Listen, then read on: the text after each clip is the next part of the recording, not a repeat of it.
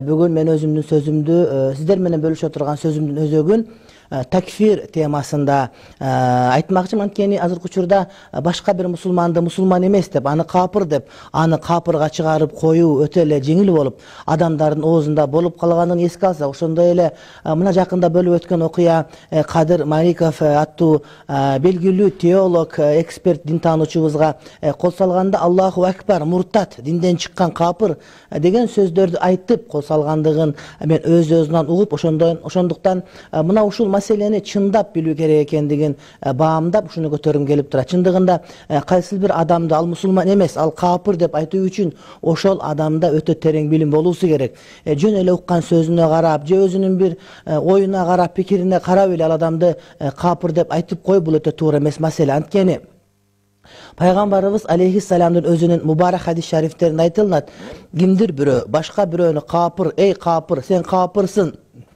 деп айтса, ошол сөз ошол адамдан орун таппаса, ошол адам кафыр болбой турган болсо, анда ошол капыр деген сөз айткан адамдын өзүнө кайтып келет деп айтат. Айтор капыр деген сөз одан чыккандан кийин жерде калбайт, айтылган адам болот. Эгерде ал капыр болбосо, анда айткан адамдын өзү капыр болот деген маани. Мына